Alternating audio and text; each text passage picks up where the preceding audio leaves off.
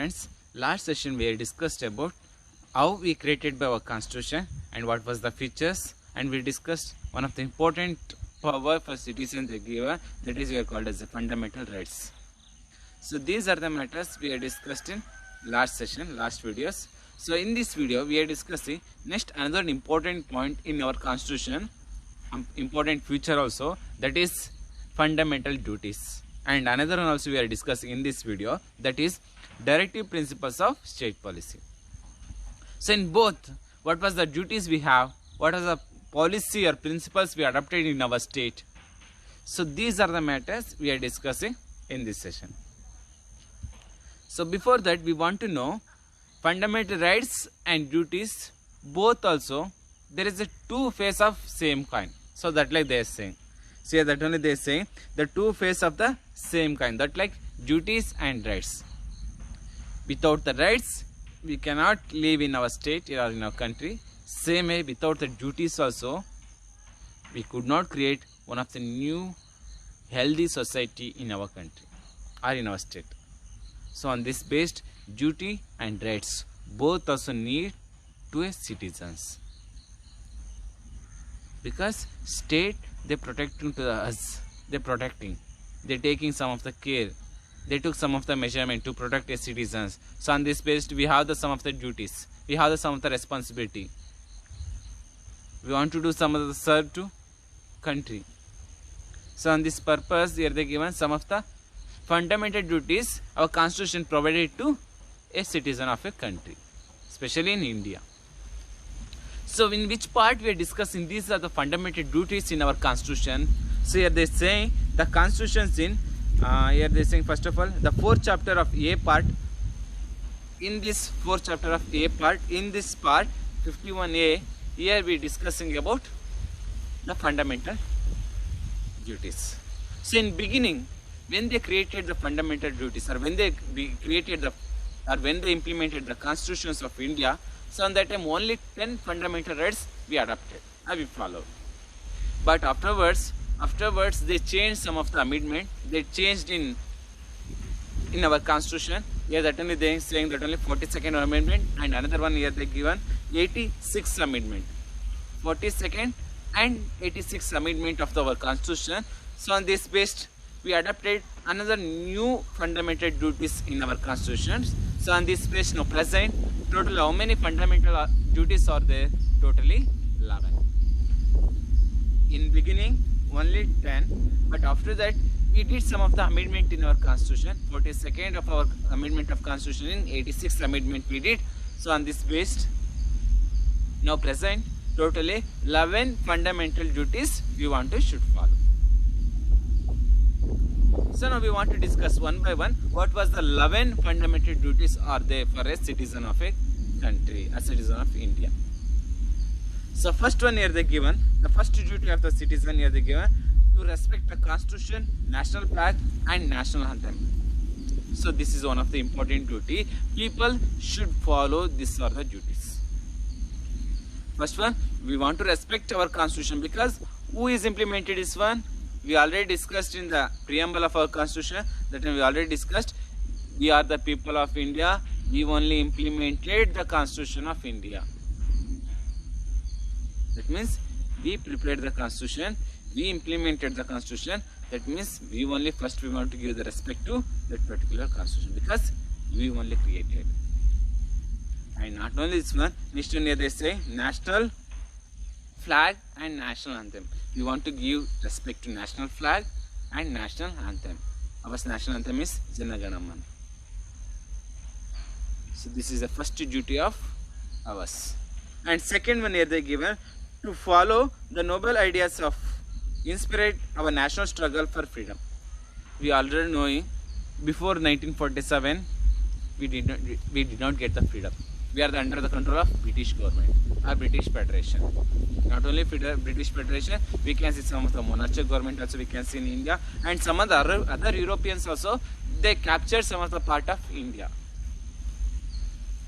They adapted as a colonies. On that time, some of the Indians, they took the leadership, they started struggle against European countries, and they provided freedom to us.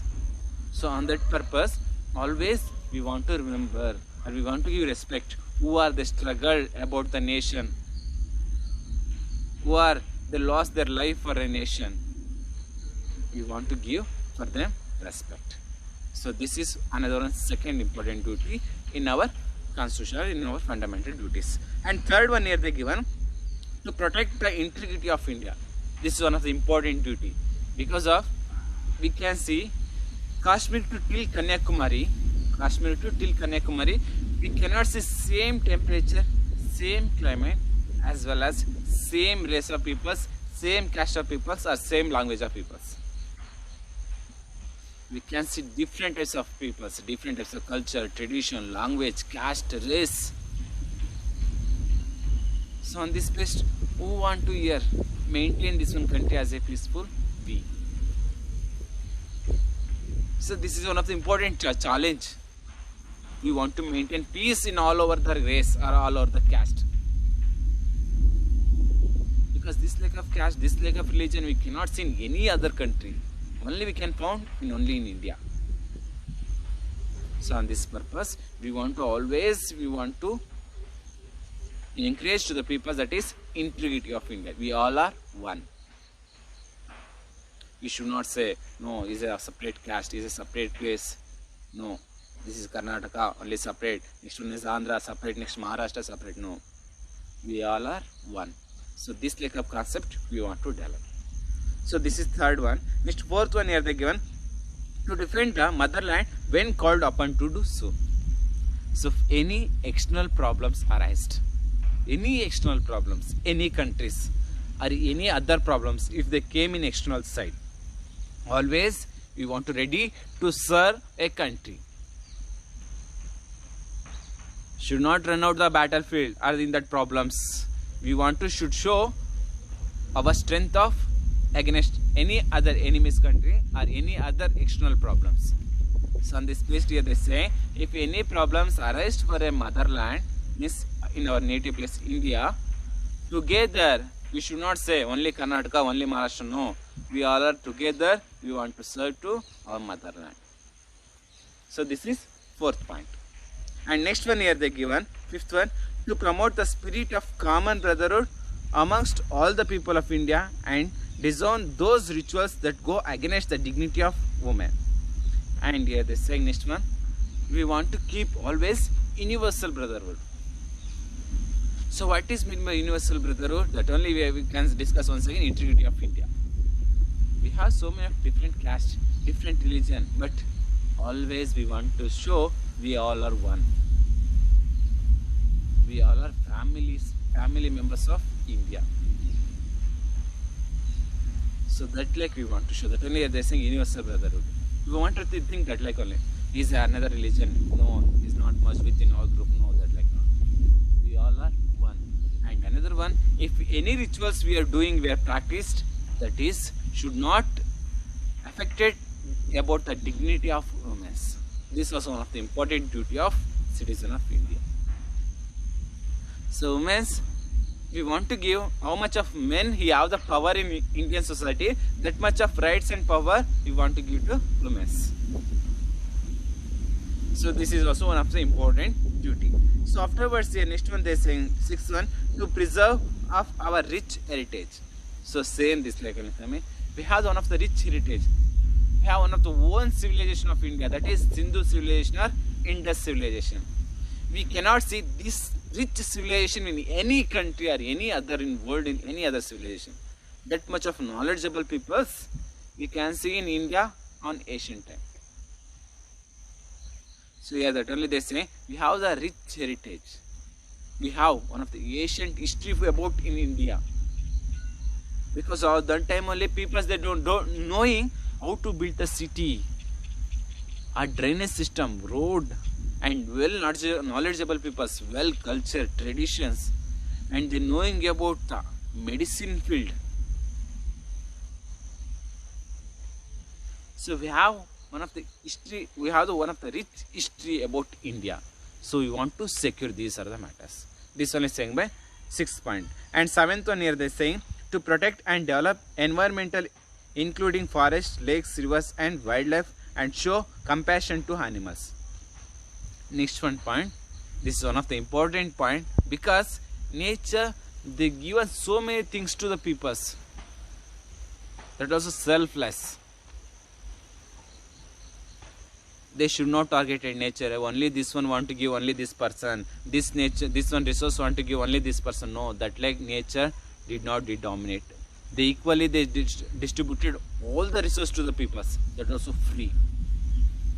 So that means one of the important responsibility we have, that is we want to secure our environment. As examples they are given, some of them forest, a river, lake, or what was the environment, what was the matters we are saying, we only want to secure. So environment or nature they given freely, we can use how much possible, that much we can use it. No, because next generations are there, they also want to use this only. Without these other resources, they cannot live. Otherwise, we want to should live, we want to secure the resource. Otherwise, we also cannot live in earth. So on this purpose, here they say we want to secure our environment. And next one point here is the 8th one, to develop the scientific temper and the spirit of, here they give inquiry. So here they given 8th one point, we want to, if anything of any ideology or any philosophy, if we are implementing, we want to implement that one, first of all we want to say that one is scientific method, that is correct or wrong. We want to check it or clarify it. After only we want to implement the theory. Without the inquiry or without the investigation about the matters, you should not implement or should not take the decision about that particular matters. Anything, any ideology or any philosophy, we want to think like a scientific method. So this is one of the important duty. Afterwards, next one here they are saying 9th one, to safeguard public property, to abstain from violence. This is also one of the important duty to us. So when we are destroying the public property, when we are creating violence, especially communal violence, sometimes regional imbalance time also we are doing some of the violence. So on that time here they say we want to secure our public property, because who is given money, that public property? You only given the tax to the government they implemented or they constructed, these are the public property. Once again we only demolish that one, means once again we only want to give to create that one buildings or property. So on that purpose should not damage the public property. This is also one of the important duty. So after that, next one here they given 10th one, to strive towards excellence in all the space of individual and collective activities. This is one of the important duty. We want to give each other person for individually, we want to give a respect. Without the respect, we cannot see or we cannot develop as a progressive way. Because of, we can see already we are discussed in human society, we can see so many of incidents. Why they happened? Why people they destroyed in ancient time? Because of they did not give an equal importance to all the human beings. Only they given only one category human, or one category is people. For only they given so much of importance. So much of human history we can discuss, so many of battles or war they happened because of these are the matters. But here they say in our one of the important duty in our constitution, that only they say we want to give equal respect to all the people, that is individually. If that person, if they're saying anything, we want to listen, because he have the right. He have the right to speak. He have the right. So on this basis, he can do anything. So we want to listen, and we want to accept that is good. If should not say is a low caste or is a low class, no, is a black people. No, should not see that like. We want to respect that particular idea. So this is also one of the important duty. Afterwards, here they saying 11th one, the parents of the guardian should provide an opportunity for education to their children from the age of 6 to 14 years. This is the 11th fundamental duties we adopted on 42nd amendment of the constitution in 82nd changes we did. So that is 11th. On that basis, here they say parents or any guardian. Guardian means who are knowledgeable people in a particular society, they, if any child, they have age of above 6 to 14 years, our duty, we want to provide education for that particular child. Here also should not see is boy, is girl, no. If any child have the age of 6 to 14, that is our duty. Duty means only not for elders. We have knowing about the constitution, that is our duty. We want to provide for them education. Because of our government already provided free and compulsory education. So on this basis we can give education for them, at that particular child. So these are the important fundamental duties implemented by our constitution. This is one of the neat things, but people, they ignoring the matters of the duties. They knowing this only correct, we want to do this like this only correct way. But sometimes when we have the group, or when we have in our group, so on that time we are not following, these are the matters. But our constitution say, if our country want to become a developed, or we want to become, or in our society become a healthy society, we want to should follow, these are the fundamental duties. So these are the important 11 fundamental duties. So after that, next now another one point also we are discussing now, that is directive principles of state policy. Directive principles of state policy, DPSP. So now we want to discuss in that one, in where we are discussing about directive principles of state policy. Here they are saying in Constitution in 4th part in Article 36 to 51 article, we are discussing about directive principles of state policy.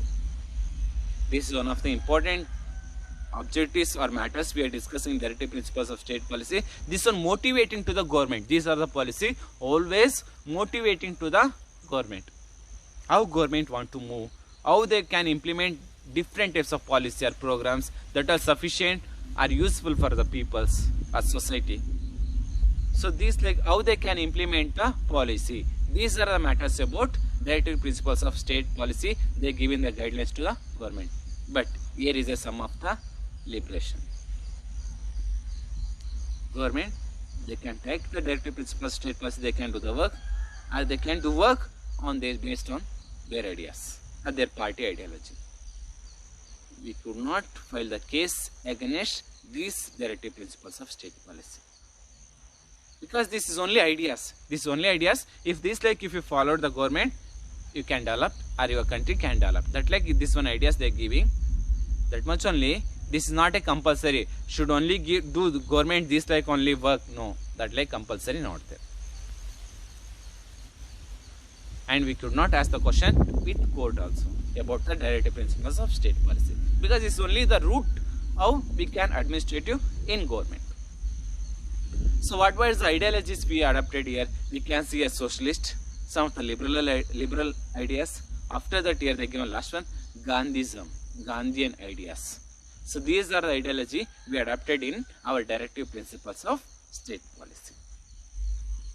So totally how many directive principles of state policy are there? Here they are saying that only totally 14 directive principles of state policy we can see. So here one by one there is the first one here they given, to provide adequate means of livelihood to all the citizens. This is one of the important duties of government. This only here directive principles of state policy also saying we want to provide, means government's duty, provide equal facility to all the citizens for their livelihood, means for their daily life. So in that purpose, for them the daily life, what was the things need for a human society, that one want to provide by government. This is one of the important policy. On that base government want to do work. So that like they are giving the directions. All the 14 matters or 14 points also same, that like only they are giving ideas or suggestion to the governments, that much only. That is not a compulsory.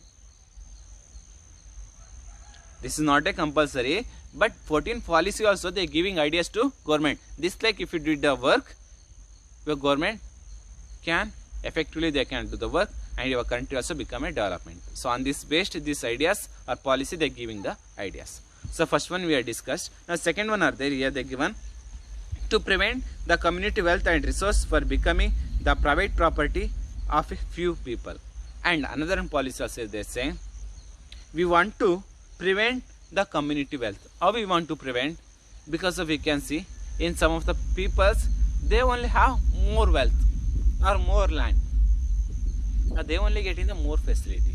But here directive principles of state policy they say no, should not do this. Like we want to distribute wealth as equally in Indian community or Indian society. Should not give a importance only for some particular groups. No, that like not. We want to give for all equal resource. We want to distribute equal wealth. This only same by second point. And third one are there here. Third one here they given to provide equal pay to equal work to both men and women to protect labor welfare. Because of we can say in our country is the second populated country in the world. We can say that means so much of labor force. But in India, we can see one of the important problem that is gender discrimination. So on this based here, directive principles of state policy saying we want to give equal wages to equal work. We should not consider she is a man, women, he is men. No. Men means we want to give high salary. Women means we want to give less salary. No. Should not compare that like. We want to give equal work for equal wages.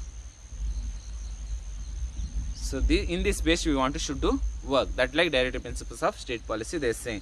And another one, fourth one here they say to provide public assistance to those who are old, sick and weak or helpless.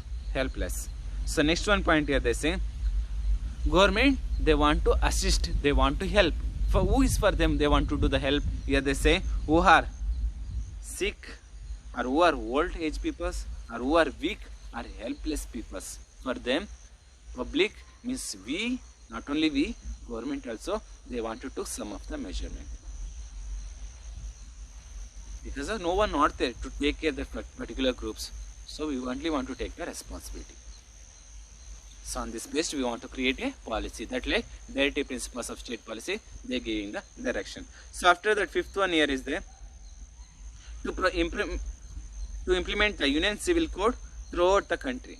This is also one of the important principle of policy they are saying in DPSP, that is we want to implement, government should implement uniform civil code. Jammu is in top, we want to give high post. Kanyakumari, this one is in down, southern part, we want to give lesser importance or less powers. No, that like not. We want to implement north to till south uniform civil code. Means single administrative system. Means same administrative system. Should not say, oh, there is a developed area, we want to give some freedoms. This is not that much of a developed area, we want to restrict the areas. No. So that like should not do the policy. That only they were same at DPSP. We want to implement uniform civil code. Same rules for all the peoples. And next sixth one here they saying to provide opportunities for the development of health and preschool education to children below 6 years. And if country want to become a developed or development, we want to give equal opportunity to all the peoples, because we don't know who have the capability, who have the ability to do these are the works, we don't know. So that on this purpose we want to give all the citizens for also we want to give equal opportunity for the purpose of development of a nation. And next one point here saying we want to develop or we want to give equal opportunity who are below 6 year children. For them we want to give some primary education. That only they are saying preschool educations. Because when they child on that time only we want to develop mentally and physically some of the development we want to do for the children. So this is one of the important policy. And next one here they saying seventh one to protect historical monuments and maintain place of historical interest. And next one point here they say we want to protect who are they given ancient time, what were the contribution they given monuments, or we can see so many forts, palace, are they contribution dams or lakes, so many of things we can see. These are the matters we want to secure. These are the physical things we want to secure. Because next generation people who are they coming, next forward generation who are they coming, they want to see, oh, this is only India history, this like, oh, these are the kings, they came, they used this like of weapons, they did this like of administrative reformation. So they are getting the knowledge. So on this purpose, we want to secure our historical monuments. And next one point is there here, eighth one, to separate the executive from the judiciary. This is one of the important policy in DPSP. Always we want to create independent judiciary system, that is should not interfere executive in the department of judiciary. So now also we can see that like only policy we have independent judiciary system in India. Because if executive are there involved in judiciary system, if executive body, if any one person, if they did any mistake, judiciary they can think, oh, this is our under party only, no, or in our department, no, under department, we can give some less judgment or some less punishment. No, that like is happening. So on this purpose here they say we want to divide executive body with judiciary. So this is one of the important point. After that here they say to respect international peace and to respect international law. So another point are there here, that is our policy. DPSP is saying that only we want to develop international peace, and another point also here they are saying that is, and to respect international law. What was the international law are there? We can see there are so many of international organizations also we can see. For example, UNO or Commonwealth, we can say SAARC or European Union. We can see these like of so much of organizations. So we want to respect the laws of that organizations, because we all are family of a world. This is earth, only the earth to live a peoples. There is no any other planet to live for peoples. Only one, that is earth. So on this base we want to give for all the international rules and regulations, for also we want to give respect. And next one point are there here, next one, 10th one, to establish Gram Panchayat. This is also one of the important policy in DPSP, because only central government or state government should not control in corner to the place of a particular state or particular country. Should not see, and they should not understand the problems of that particular area. So on this purpose, we want to establish Gram Panchayat. This is also one of the important policies of DPSP. After that here they given to encourage rural and cottage industry. This is also one of the important policy, because India want to become development. We want to develop first cottage and medium scale industry, a small scale industry. Because we have the workforce, we have the labor force. We want to implement in productions of any resource or any work. So if you have produced, we can give that one resource or that one production to any other country, and we can get the income, and our country also become a development, our peoples also become, our society also become very developed. So on this purpose, we want to encourage cottage and small scale industry. After that here they given 12th point here they given, after that same this like only they given a 12th point also, to organize and develop agriculture and animal husbandry on modern lines. So as this is the ancient time of occupation, that is agriculture and animal dairy farming or animal caring. So here they say we want to implement, that is in modern technology, we want to implement modern technology. Now also in agriculture field, now still we are using traditional methods of cultivation method. But here they are saying, but now present government, they want to implement, there are different types of programs on this based, because they involved in modern technology in their occupations. So this is also one of the important policy. And third one, to ensure prohibitions of liquor. Our DPSP is saying, based on the Gandhian ideology, they say we want to prohibit or we want to ban the liquor. Because in our society, there are so many people, they are poor, they are poverty, they are facing the problem of poverty. So we want to eradicate the poverty, we want to prohibit the liquor. And in our society also, that is not a healthy society. Now also we are facing so much of problems, we are practicing so much of bad practice in our society. And who are there in rural area, there are so many people, they are addicted with liquor.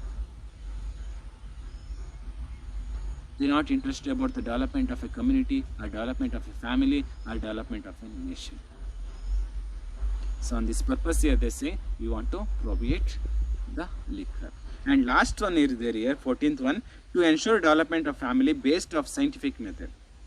To ensure development of farming based on scientific method. So any programs or any policy government they implementing, before that they want to think and they want to implement as a scientific method. People should not criticize the policy. So that like they want to implement. Means before only they want to think, if you are implementing this like policy, what was the comments coming by on the side of peoples or by the side of society. These are the matters they want to think. After that they want to implement the policy. So these are the 14 points we can discuss in directive principles of state policy. These are the policy for giving guidelines to state government and central government for administrative purpose. And already I told this is not a compulsory. This like only government want to do the work. If they not did, we can do the complaint against the government. No. This is only policy. This is only giving the guidelines. On this based which one is good, that one government they can take and they can implement. There is no compulsory. This only government want to do that like not there here. So these are the important points. Now some of them they arise the question. So fundamental rights and directive principles of state policy both also same? No. We can see the difference. For example, fundamental rights they giving importance about a development of individual. They giving importance about, they give interest about only the development of a particular citizen, only the citizen, single person. But directive principles of state policy that like not. They giving the direction to development of all over the community, the group of people. Means this only they showing that only DPSP they always interested to progress of a society, not a individual. So these are the important difference between DPSP and fundamental rights. So these are the important points about in our constitution. We have discussed preamble of our constitution and assembly of our constitution also we discussed. After that features of our constitution, and we have discussed fundamental rights, fundamental duties and DPSP. DPSP means directive principles of state policy. So these are the important points about our constitution. So next class we can discuss next topic.